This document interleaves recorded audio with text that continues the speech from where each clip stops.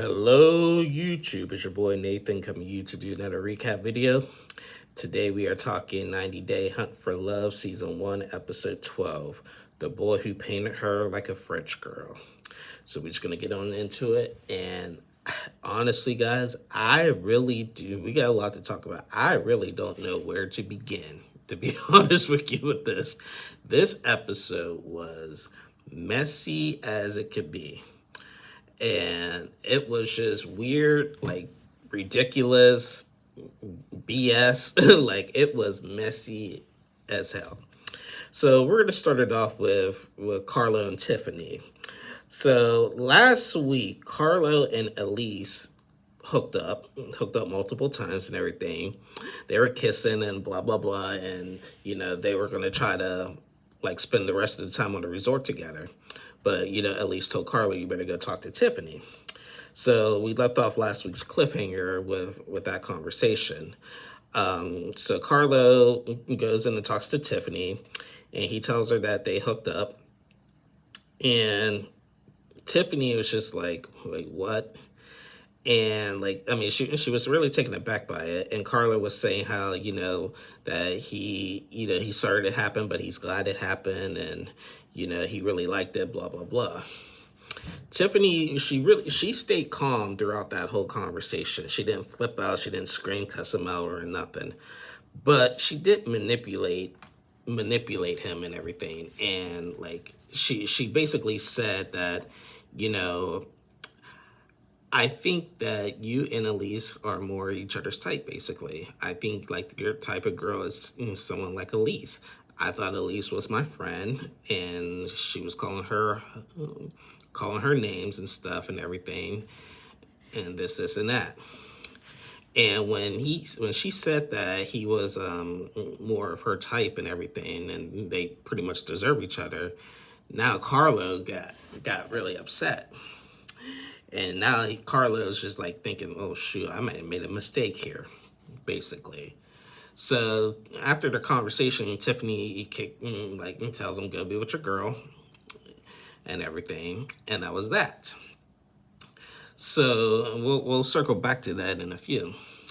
Meanwhile, we see Tim and May finally go on their first date. And surprisingly, I was actually for once, and the only time I'm going to say this, impressed with Tim. When he went and asked May out, they had a really good date. May does like some kind of like spiritual like some kind of spiritual type business where she could like basically like read somebody and what they are, like taking their hands and stuff.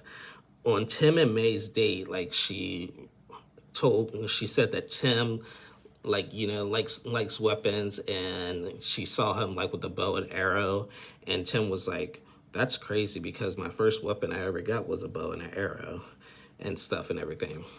So, and honestly, I do think Tim and May might be like each other's type, but I think Tim will probably screw it up and everything because it's Tim.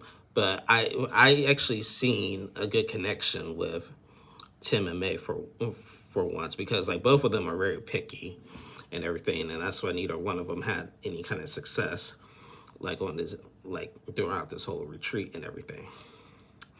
So yeah, that was a cool date, but I don't know, something tells me Tim is gonna mess that up. So meanwhile, now we head up to the next day, and Courtney heads back to the hospital to check on Colt. Colt is actually out of the hospital, but he's actually staying at a hotel in Cancun. He's not coming back to the resort. So Courtney went over there to like see him and actually have a date with them. Colt had set up a nice little date with Courtney and everything, and they're trying to figure each other out. Well, during the date, this is typical Colt fashion. Colt told Courtney that he is homeless and he is jobless. Major red flag. Major red flag. Because after he split up with Vanessa, like he basically lost everything basically. So he told Courtney that he's jobless and homeless, and Courtney said, like, I don't know about that. That's a major red flag. Like, like, what are we doing? How do you not have a house or a home, house or a job or anything? I don't know. This is something we got to really think about. So they're enjoying each other's date, and then like Colt decides to pick up a pad, and he wanted to sketch Courtney, and so he sketches Courtney, and it did not look right. It did not look right. The picture looked like a female version of Colt, basically, in my opinion. That looked like a female version of Colt. And Courtney was just laughing so hard that she was even laughing, crying. She laughed so hard that she was crying. Well, when she saw that picture, I'm just like, Colt. And you know, one thing about Colt is I remember on season 1 of The Single Life, when he went on a speed date, he told one of his speed daters that he lives with his mom. I'm divorced, got like 6 cats, and what else? Like all kind of regular red flags. Like, what a start. So Colt doesn't know how to really like keep those things to himself, like right out the gate, because when you say you don't have a job or a home, you know, girls ain't gonna let that slide. I'm just saying, they want that, you know, girls, they want that man who's hardworking, gonna take care of them and everything, and himself and all that. So Colt just needs to realize that, you know. So, you know, that was that. Then we see Chantel. Well, no. Before we see Chantel, they decided to, the whole group decided to have like another like workshop, and this time it was more about like in the like sexual things, like in the bedroom and stuff or whatever. And so the coaches like had everybody like bring some paddles, like it had like a green side and a red side, and they had some questions like, what is a red flag for you? I think one was, is it okay to give oral but not receive it, or something like that? And if someone was was previously involved in the same sex, would you be okay with it? This is and that. That question had some mixed feelings about it. Chantel was upset that Joe said that, you know, in his culture, you know, like it's just really taboo for same-sex relationships and stuff. He said he's not against it or anything, but you know, he's Jamaican and everything. But Chantel was upset to hear that because she felt like Joe was just all about like sexual things and everything. So, and as we know, Chantel is like really in love with her friend Ashley, that we'll talk more about in a sec. So one of the other questions was like, is it a red flag to just only do missionary position while you're being intimate? And this is where things got really weird. So first, like, they did some demonstrations. Cole like talked about like a different spot or whatever, and like they wanted him to demonstrate some kind of like doggy type formation or whatever, and he actually had to demonstrate, basically was dry humping, and the person who decided he wanted to demonstrate on, who offered, was Tim. Now, Tim, from what they said on Between the Sheets, Tim looked like he was probably enjoying that. But Tim said that he volunteered because he didn't want to he was trying to help him out with Jen or whatever, and then want no arguments with Jen and everything. He was like, this ain't gonna help my case of people thinking I'm gay. I'm not gay, but I'll take one for the team here. So Cole starts like basically like puts him in a position to start just like dry humping him. It was so weird, but everybody was just like whatever. And then after that they asked, like, when they asked about the missionary positions, Usman freaking says like, well, there's like a kangaroo position and a what was the other name of it? Hold on, let me check the other name. What he said. He said kangaroo and Something pack. Hold on. I gotta see this.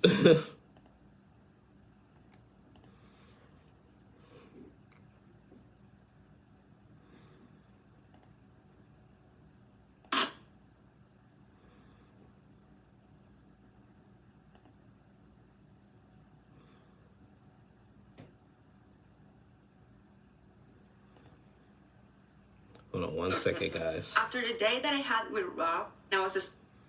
Hold on.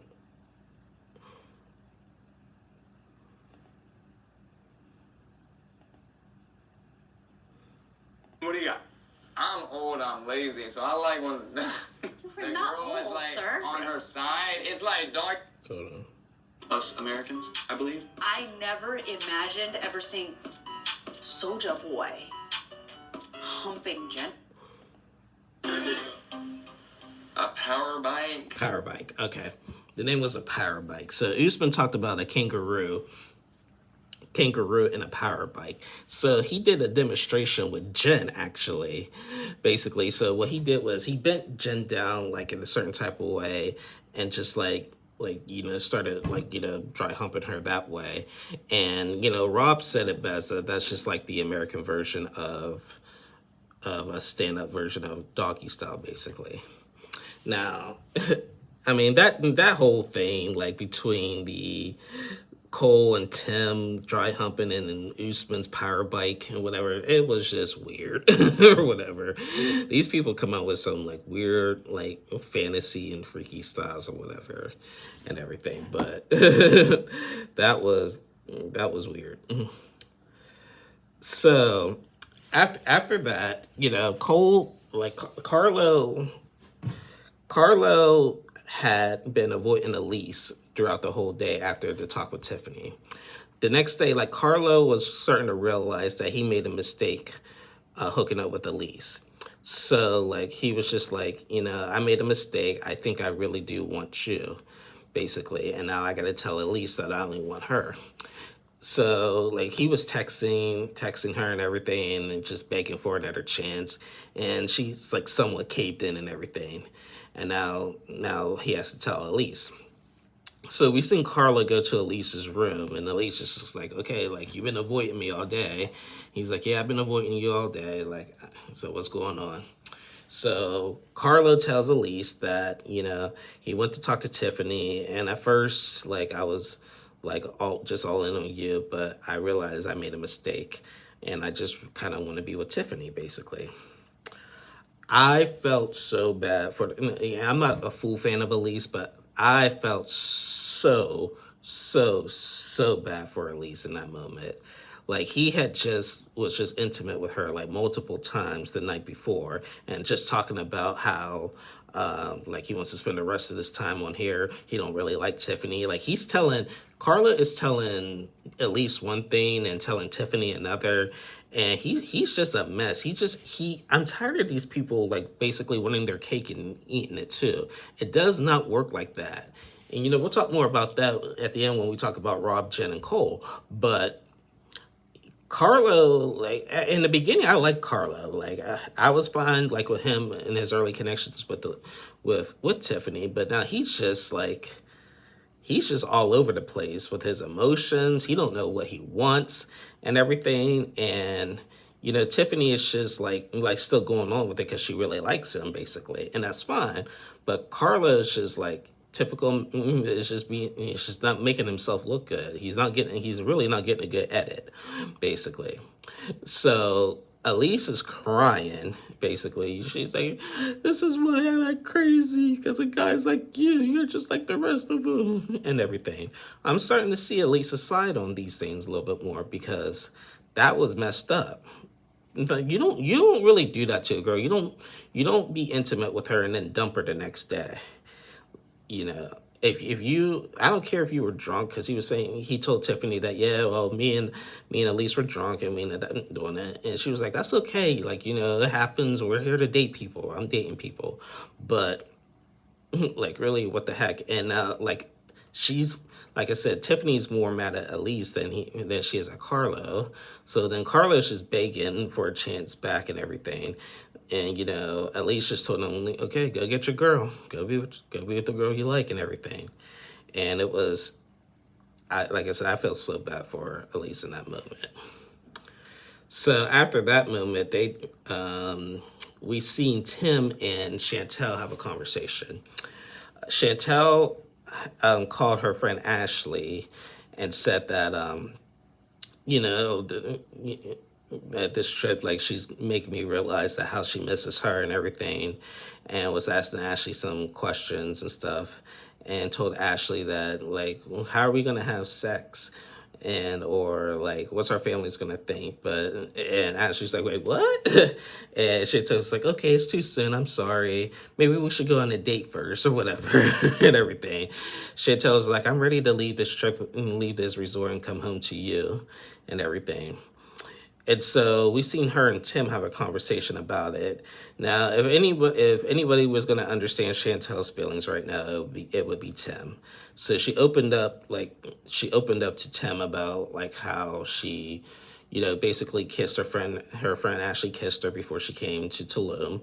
And, you know, now like she's always been attracted to men and everything, but now this just feels a little bit different now. And, you know, Tim gave her some words of encouragement, as I knew he would, basically. And, you know, now Chantel feels better. Whoop-de-doo. So after that conversation, they decided to have like another like house party, basically, with all the cast and everything. Courtney has not been at any of the parties in a while because she's been with Colt at the hospital, but she was coming to this party, and now she finally has to confront Usman. And Courtney confronts Usman and says, you know, actually Cole was talking to Courtney and basically told her, you know, it's time to make a decision. You know, you can't keep stringing both of these guys along, basically. And, you know, Usman is just so, like, he still had major hope that he was going to be, like, going to get Courtney. But Courtney's just, like, you know, she just really wants to be with Colt, you know. Like, she still feels bad about what happened and everything, and this and that, you know. And then she started crying, and Usman started crying and everything. She was like, this feels like a breakup. I don't want to feel this way. And, you know, Usman just had to accept the reality. Now, me personally, like, you know, Courtney, I would have chosen either because of Colt, no job, no house. Usman, he be doing some shady stuff while he's in Nigeria and everything. So I don't, like, you know, I saw a meme on Instagram saying, who you're gonna choose, the homeless dude or the Nigerian scammer? I don't think Usman's a scammer, but he does be doing some shady stuff over in Nigeria. I'm just saying. So like Courtney really, yeah, these two guys. Come on, Courtney. I thought Courtney was like really independent, like really wanted her man to have like $1 million type. I thought she was one of them type of girls, basically. So maybe this resort helped her like change her perspective a little bit. But every time I seen her on 90 Day Diaries, it's like she always like talked about her man and stuff and everything, like how she wants her man and stuff and whatever. And everything. Also with Courtney, I forgot to mention this. Also, she sells feet pictures and everything. She has like a feet picture business, and she was trying to market herself at the party and everything, and get people to click on her link to buy some of their feet pictures. I'm not a fan of feet, so I wouldn't want to do it, basically. So yeah, but yeah, Courtney and Usman, she basically broke up with Usman, and that was that. Now, it's the moment we've been waiting for. We have Elise and Tiffany finally about to have a conversation. Elise gets to the party. She says she's been crying all day. You know, like Tiffany is talking to Carla, and they keep looking at each other. She was like, why does she keep looking over here and everything, basically, and all that. So, you know, it was Courtney goes and talks to Elise and gets her side of the story, blah, blah, blah. And then Elise decides to go over to Tiffany and Carlo. It was like, hey, I think we all need to have a conversation. And Tiffany was just like, yep, we do. We do. Let's go. Tiffany was like, okay, first things questions like, what the heck? Like, what the F, basically. And Elise was like, yeah, what the heck? So I heard you were talking crap about me, this, and that. And Tiffany starts yelling, okay, so regardless of what I said, that you're trash and this, that he could have done better, whatever, it's all heat in the moment. But I saw you as a friend, and you should have came up to me and told me that you were liking my guy and everything. Elisa's defense was like, you went on dates, like you were just with Jay last week. You've been also feeling rocky. You've been going on dates with multiple people. Why is it fair for him? Like, why don't you allow him to go and do so? Why isn't he not allowed to come to me and everything? Well, you knew that I have more of a connection with him and this, and that, and everything. Like, you should have came to me and everything. And then all of a sudden, you got, once again, Tim coming in conversation and tells Elise that you're fake. Elise is like, shut the F up and get out of my effing face. And he was like, you're fake and everything. And she was like, Tim, I don't know why you're getting involved in this, because she's my friend and everything. How you do that to a friend and all that. And I agree with Elise. I'm like, Tim, shut the heck up. I'm so tired of him like dipping in people, especially girl conversations and stuff, and putting in his 2 cents. Like, this has nothing to do with him and everything. And he irritates me when he does that and everything. So, like, they had a whole group of them, like, listening to this conversation. But then after that, the group was like, okay, let them have a talk. So they finished the conversation, and Elise did apologize and says that, like, you're right, I am sorry about that and everything. But Carlo was with me multiple times, basically. And like Tiffany didn't know that. She just thought it was just a one-time thing. So now she's like re-questioning Carlo again. So they made a truce a little bit. They apologized. They didn't hug it out, but they apologized to each other. And Tiffany confronts Carlo, and she don't know what she's going to do with him now. Now, between the sheets, apparently after Carlo broke up with Elise was texting him like long paragraph of messages saying that this is going to look bad on you. If you do this, you can't do this to me. You can't go back to her like this. How else is it going to look, blah, blah, blah, and everything. It was just a lot of kind of messiness, basically. So then now we close the episode with the original, with the main storyline of the season of Tim, Rob, and Cole. So last week, after Jen and Rob went on their date, Jen basically like just shut down and just avoided him, and apparently was with Cole, basically. And Rob was confused at what happened. So it was revealed, Jen revealed in this episode, that after that date, May and Rob were hanging out, and they were hanging out in Rob's room or May's room or whatever. And I think it was Rob's room, and it was Rob's room. And so Jen had confronted May and saying, hey, I saw you leave Rob's room. What were you guys doing and stuff? And she was like, we were just playing dominoes. They were just playing dominoes. Just like in the beginning of the season when Jen and Rob were playing Mario Kart. Like May and Rob are really just good friends. Kind of like the Tiffany and Tim and everything. They were just playing dominoes. They said nothing happened. May says she does not like Rob like that. She would never do that to Jen and everything. But of course, Jen doesn't believe her and everything. So she was like, I don't believe you. I think you like Rob. It's okay if you want to be with Rob and everything. Rob was like, we were just playing dominoes and everything. And then all of a sudden, and like Cole was sitting next to Jen.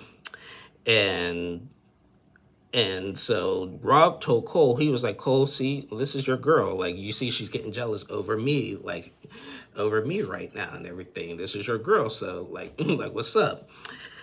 freaking Cole, and now Cole is seeing Jen get jealous over Rob. I'm talking to May, or leaving May, like coming out of his room with May and everything, and them hanging out. Instead of Cole being like, okay, well, he did that, that mean you could go in the sunset, Cole starts a fight with Rob. He was just like, you're a playboy and everything. And Rob was just like, I'm a playboy. I'm screwing up your love life. He was like, yeah. Cole was like, yeah, you are, and everything. And Rob was like, you've only been here for a couple of weeks and thinking this girl's your girlfriend. He was like, I never said that she was my girlfriend. And then, but you've been disrespectful. He's like, how have I been disrespectful out of this whole thing and everything? And then Cole was like, I'm not like to fight people, but I want to fight you. And then Cole steps up on a ledge or something just to get in Rob's face. And then Rob was like, you think you scared of me, bro? What's up? Then make the first move. You sound like a little bitch right now. And everything, like, what's up? And everything. The security is already holding him back and everything. Cole's like, I'm trying to be diplomatic with you, but it ain't working. So that was just, I mean, I knew eventually that it was going to come to that, but it was not necessary. Everybody was just like, because on between, he was just like, Jen just was jealous of Rob in front of Cole. And now Cole said on Between the Sheets that I was finally doing this so Jen could feel like I could stick up for her and everything. I'm like, that's still... Like, Jen plays games too much. I don't know why both Rob and Cole even want Jen anyway. She's just playing them both and everything. She ain't making a decision. You got Cole obsessed with her. You got Rob just trying to be with her, and now Jen's getting jealous over Rob just playing dominoes with May basically and everything. Like, Jen's been with Rob, Cole, had a small thing with Rocky, Chantel, Usman. Like, Jen's been all over the place basically and everything. So at the end of the day, for both Cole and Rob, this girl is really not worth it. I'm sorry, Jen is just not worth all this fussing and fighting and carry on. Because once this retreat ends, she's going to ghost all of them and go back to that Kakwa guy that she was dating. So, and that's where we left off with the episode. But I'm telling y'all, this was ridiculous. And also in Between the Sheets, Courtney and Colt had sex. So, wow. This episode was messy, very messy, and I'm here for it. But yeah, that was just crazy. Now, judging by the previews of next week, it looks like Tim is going to break up with May because he's going to think that, oh, I think you like Rob and everything. I'm just like, what in the world? Like, where's all of this coming from? See, this is why TLC should have shown more of the singles than than the 90 Dayers. We needed to see all of these connections instead of just focusing heavily on Rob and Cole and Jen and everything. Okay, what's going on with May and Rob? What's going on with, like, Chad and Lexi or whatever and everything? What's going on with Rocky and Joe and Nikki and Cassidy and all them people? What's going on with Jay? We need to know, like, what's going on with everybody. But, they didn't want to do that. So it was a big disappointment. So we'll see that. It looks like, and then also it looks like they're all going to be on, like, this kind of boat ride. And I think, judging by the previews, Elise is going to confront Jen about some kind of jewelry that was first from her, then it got into Rob's hands, and then it got to Jen's hands. I'm like, just all this confusing stuff going on. And I just, like, I can't keep up with this with all this mess, with all this messiness. So, but what I do know is next week is the last episode before the tell-all. There will be a 2-part tell-all. Next week's episode, again, is 2 hours, and they'll decide who's leaving with who. Now, with all of this being said, I do know when the tell-all reveals is that there's going to be some surprising couples that we didn't expect that are together and that are not together. So The only thing I know officially is that I think Chantel is with her friend Ashley. I think that's the only official thing I know right now. Everybody else is just still up for grabs. And we'll see that when the tell-all comes in 2 weeks. All right. But anyway, guys, that is the end of my review. Yeah, we had a lot to discuss in this episode. It was just messy as it could be.